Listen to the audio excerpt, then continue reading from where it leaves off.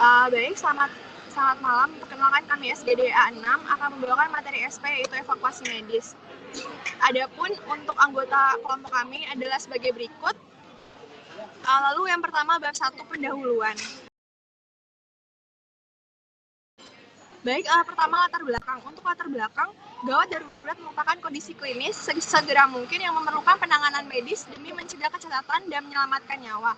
Di mana di Indonesia sendiri, negara ini berisiko bencana alam, cedera, dan juga kecelakaan cerebrovaskular, serta adanya peningkatan penyakit kronis ataupun kondisi kritis sehingga memerlukan penanganan darurat terintegrasi. Di mana di sini salah satunya adalah evakuasi pasien. Di mana evakuasi pasien merupakan pemindahan orang sakit atau terluka yang memainkan peranan penting dalam sistem medis dalam mengevakuasi ke perawatan definitif atau fasilitas perawatan yang memenuhi syarat pengobatan. Lalu saya di sini ada pun rumusan masalah dan tujuan dapat dilihat. Selanjutnya bisa dilanjutkan pada teman saya.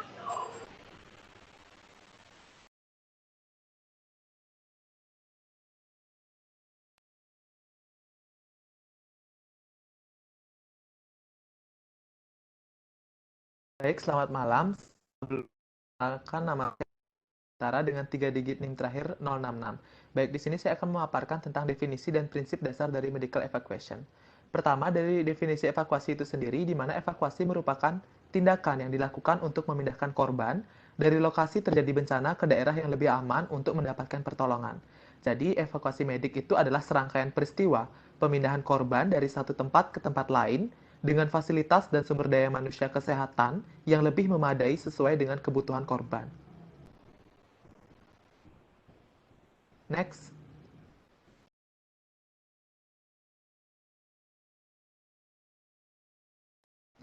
Jadi untuk prinsip dasar dari medical evacuation.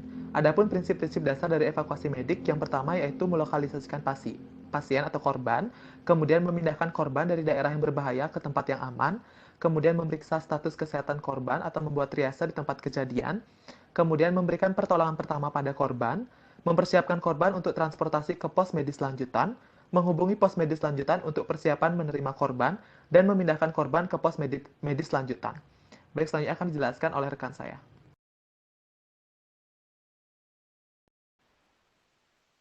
Baik, saya Dian dengan 3 digit terakhir 249. Kategori evakuasi medis terbagi atas dua, yaitu intramural dan ekstramural, di mana intramural sendiri mempunyai definisi adalah transportasi atau perpindahan di dalam ruang lingkup rumah sakit. Kategori intramural sendiri tergolong termasuk sederhana, namun walaupun sederhana harus tetap disesuaikan dengan 5 prinsip dasar medical evakuasi. Selain itu, penggunaan lift jika diperlukan juga harus diperhatikan. Kategori evakuasi medis intramural sendiri, contohnya seperti dari UGD ke ICU, dari ICU ke ruang diagnosis, begitupun sebaliknya. Sekian, akan dilanjutkan oleh rekan saya.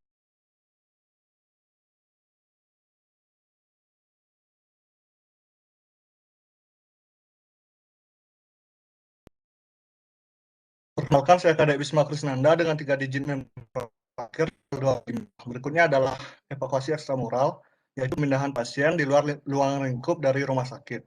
Untuk ekstramural sendiri dibagi menjadi 3. Yang pertama ekstramural primer atau pre-hospital adalah transportasi pasien atau korban kecelakaan dari tempat kecelakaan atau bencana alam menuju ke rumah sakit. Yang kedua ada ekstramural sekunder atau interhospital, adalah transportasi pasien yang dilakukan dari satu rumah sakit ke rumah sakit lainnya. Yang terakhir adalah ekstramural internasional, adalah transportasi pasien dari rumah sakit ke rumah sakit lainnya dengan jarak mencapai 3.000 km, serta memerlukan alat transportasi khusus seperti pesawat udara bermesin jet. Berikutnya dilanjutkan oleh teman saya.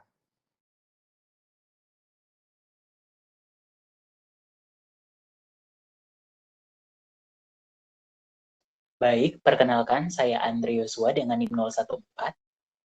Yang pertama adalah perencanaan transport medis. Nah, perencanaan transport medis ini terdiri atas beberapa prinsip yang akan dibahas satu persatu pada subtopik ini. Yang pertama adalah prinsip planning.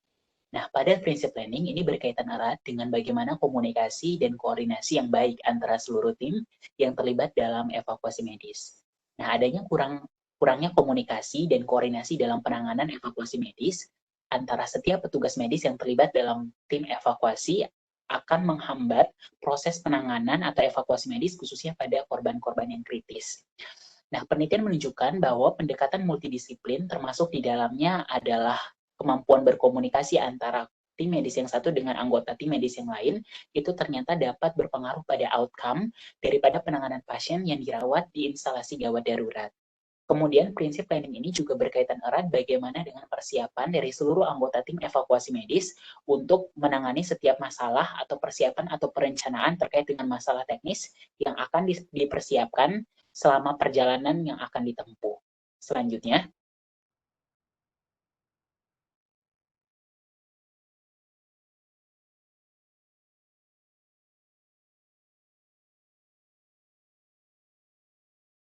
prinsip yang kedua adalah prinsip personal.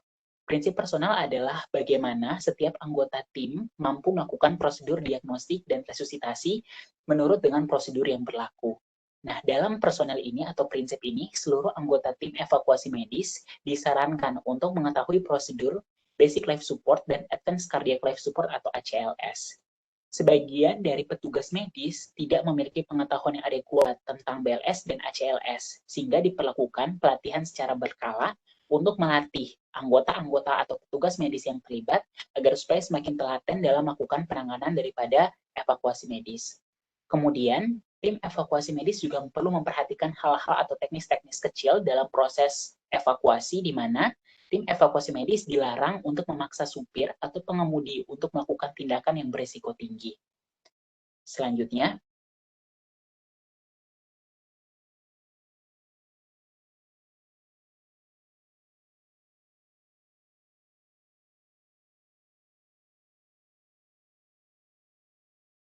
Baik, perkenalkan nama saya Gong Anjang dengan NIM 126. Adapun properti yang digunakan pada medical evacuation yaitu yang pertama alat bantu pernafasan, yakni sistem oksigen utama, tabung oksigen, masker oksigen, pipa nasofaring, gledel, faringoskop, ringan mas, komuter, dan lain sebagainya yang sudah tertulis pada PPT. Selanjutnya ada alat bantu sirkulasi yaitu defibrilator, infusion pump dengan tabung yang sesuai, peralatan monitoring tekanan darah, dan peralatan pemberian cairan intravena. Next.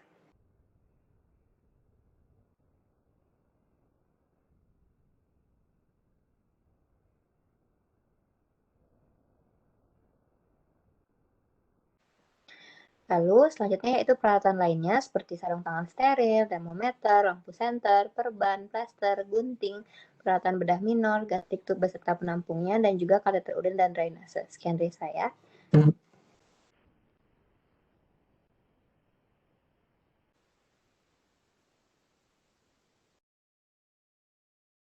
Perkenalkan saya Miranda dengan NIM terakhir 116. Jadi untuk obat-obatannya, untuk saraf pusat seperti golongan narkotika dan non-narkotika, analgetika, kemudian tranquilizer, antikonvulsan, hipnotika, intravena, obat anestetik, dan antiemetik dan anestesi lokal. Kemudian obat untuk mendukung jantung seperti antiaritmia, antikolinergik, inotropik, vasokon, dan strictor dan juga nitrat. Kemudian obat elektrolit dan obat renal seperti sodium biokarbonat, kalsium klorida, magnesium antibiotika, oksitoksin, potasium, loop diuretika, dan osmotik diuretika. Kemudian untuk obat metabolik dan endokrin seperti glukosa dan glukagon serta insulin dan steroid. Kemudian selain itu obat-obat lain juga seperti antikolinesterase, antagonis narkotik, dan benzodiazepin, bronkodilator, antihistamin, antikoagulan, vitamin K, tokolitik, cairan salin, dan air steril. Next.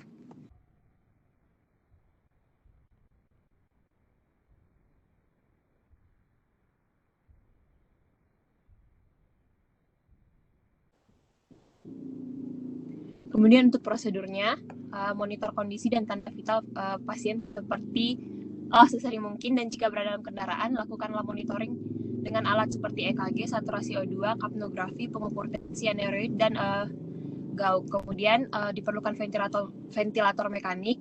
Kemudian pada pasien kritis dapat diberikan infus dan perhatikan jumlah pasti pemberian cairan infus.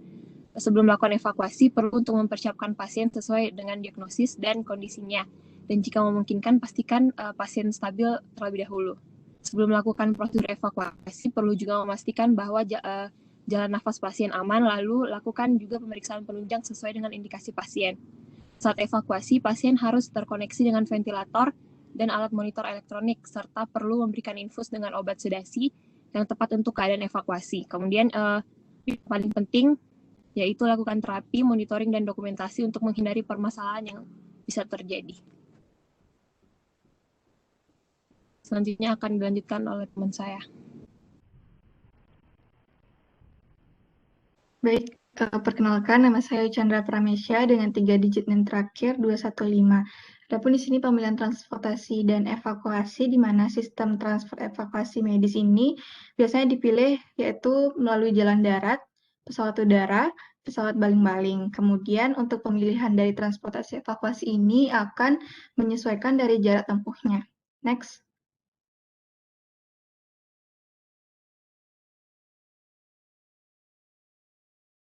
Jadi yang pertama di sini ada jalan darat, di mana di sini ambulan merupakan mobil gawat darurat yang sering digunakan sebagai transport evakuasi jalan darat yang langsung menuju tempat kejadian.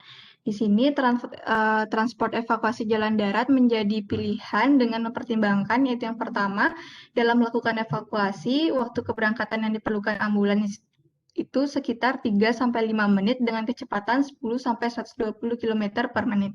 Yang kedua, jarak tempuh yang efektif untuk ambulans yaitu 0-100 km. Yang ketiga, untuk tingkat kebisingan pada ambulans itu rendah. Yang keempat, getaran yang dihasilkan ambulans sangat bervariasi tergantung kecepatan dan permukaan jalan. Dan yang terakhir, yaitu ambulans memiliki tingkat akselerasi yang bervariasi. Di sini ada pun keuntungan yang diambil dari ambulan, yaitu yang didapatkan dari evakuasi jalan darat dengan ambulan. Yang pertama, mobilisasinya yang cepat. Yang kedua, tidak memerlukan tempat mendarat. Dan yang ketiga, langsung dapat menuju tempat kejadian dan tempat rujukan. Dan yang terakhir, biaya murah. Next.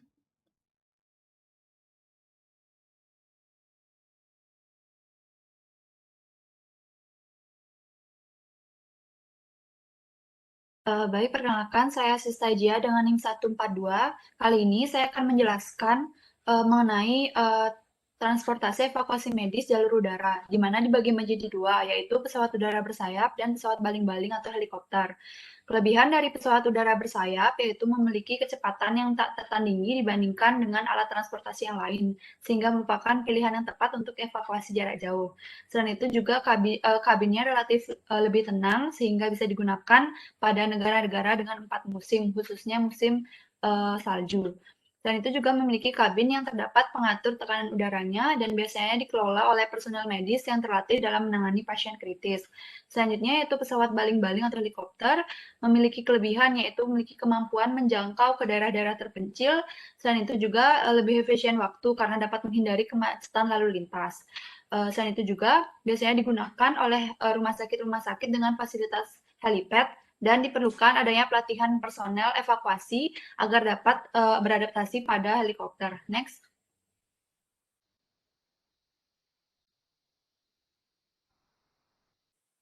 Terdapat beberapa kondisi atau stres yang dapat terjadi pada evakuasi jalur udara. Yang pertama yaitu penurunan tekanan parsial oksigen yang dapat menyebabkan hipoksia, yang dapat ditangani dengan pemberian suplementasi oksigen. Selanjutnya yaitu penurunan tekanan barometrik yang dapat menyebabkan ekspansi gas di organ berongga, yang dapat ditangani dengan pemberian oksigen 100% atau denitrogenasi sebelum dan pada saat terbang di dalam pesawat. Selanjutnya yaitu dapat terjadi juga penurunan suhu yang dapat ditangani dengan penggunaan selimut, pakaian hangat, minuman, dan solution. Dapat terjadi juga stres berupa kelelahan, getaran, dan dapat terjadi penurunan kelembaban udara, di mana pada pengguna endotracheal tube itu biasanya diberi cairan salin 2 ml secara berkala, ditetesi tetes mata pada korneanya, karena biasanya pada pasien-pasien tersebut akan terjadi mata yang kering, dan pada pasien post-operasi lukanya itu akan ditutupi dengan perban steril basah. Selanjutnya yaitu berupa kebisingan, di mana pasien-pasien akan diposisikan dengan posisi yang nyaman, di mana posisi pasien juga harus sering diubah dan harus jauh dari mesin dan wallboard. Dan yang terakhir adalah akselerasi atau percepatan, di mana pasien akan diposisikan pada posisi yang tepat. Next.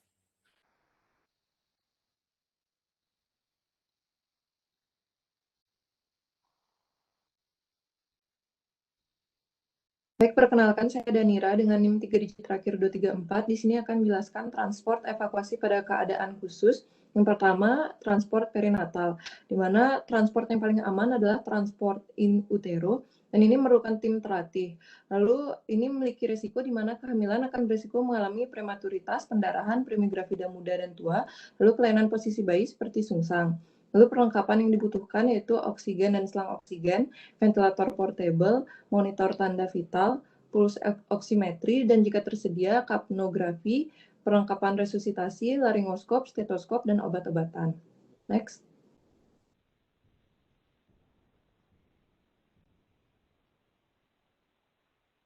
Next. Baik, selanjutnya transportasi evakuasi internasional jarak jauh. Perlu diperhatikan untuk visa, imigrasi, keperluan logistik, dan masalah medisnya.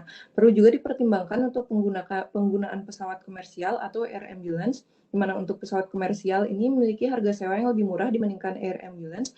Namun, pesawat komersial hanya menerima pasien yang sudah stabil, sedangkan air ambulance menerima pasien yang dalam kondisi gawat.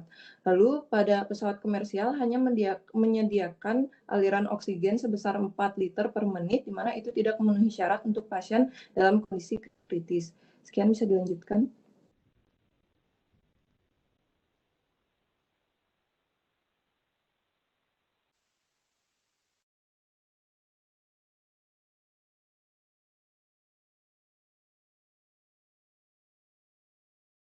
Perkenalkan, nama saya Feni dengan 3 digit NIM terakhir 181. Di sini saya akan menjelaskan mengenai pengawasan pasien saat transportasi medis. Jadi transfer pasien ke fasilitas kesehatan dengan kapasitas perawatan lebih baik sering dilakukan untuk mendapatkan perawatan yang lebih baik dan memadai. Dan dalam transfer, keamanan merupakan hal paling penting dan diutamakan. Sehingga untuk menjaga keamanan transfer tersebut, maka ada beberapa hal yang harus dilakukan dan dipersiapkan terlebih dahulu. Pertama, yang diantaranya adalah stabilisasi kondisi pasien sebelum memulai transfer, serta persiapan alat untuk mempertahankan kondisi pasien selama transfer dan menentukan personel yang akan mendampingi pasien. Dan ketika memulai transfer, maka terapi, monitoring, dan dokumentasi senantiasa dilakukan terus-menerus selama transportasi. Next.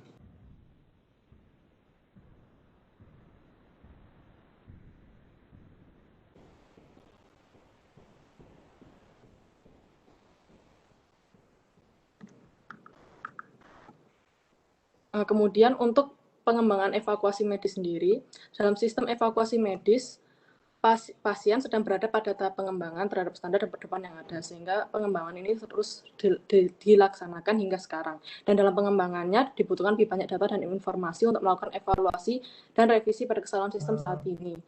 Inovasi dan penelitian harus dilakukan secara berkelanjutan untuk memberikan sistem yang lebih baik dan hasilnya harus segera diinformasikan kepada personil evakuasi medis. Sekian.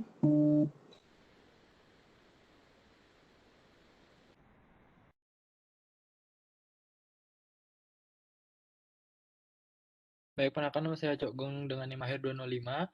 Baik, dapat disimpulkan yaitu evakuasi medik adalah rangkaian peristiwa pemindahan korban dari satu tempat ke tempat lain demi fasilitas dan sumber daya manusia kesehatan yang lebih memadai sesuai kebutuhan korban. Nah, teknik evakuasi medik pada korban gawat darurat disertai dengan petugas medis dan menggunakan dua kategori transportasi pemindahan, yaitu intramural, yaitu pemindahan di dalam lingkungan rumah sakit seperti pemindahan dari UGD ke ICU. Selanjutnya ekstramural, yaitu pemindahan di luar lingkungan rumah sakit seperti pemindahan pasien dari tempat kecelakaan menuju ke rumah sakit. Selanjutnya yaitu perencanaan transportasi medik didasarkan pada prinsip-prinsip utama yang dikenal dengan 5P, yaitu planning, yaitu komunikasi dan koordinasi seluruh tim yang terlibat dalam evakuasi medis. Selanjutnya yaitu personal, yaitu anggota tim evakuasi mampu melakukan manajemen terstandarisasi dalam penanganan pasien. Selanjutnya yaitu properties, yaitu seperti alat bantu pernafasan, alat bantu sirkulasi, dan agen farmakologi seperti obat-obatan. Selanjutnya yaitu prosedur, yaitu monitoring kestabilan keadaan pasien sebelum dan sesaat keberangkatan. Selanjutnya yaitu passage, yaitu rute transportasi dan evakuasi menggunakan jalan darat, pesawat udara, ataupun pesawat baling-baling. Baik, sekian presentasi dari kami. Terima kasih.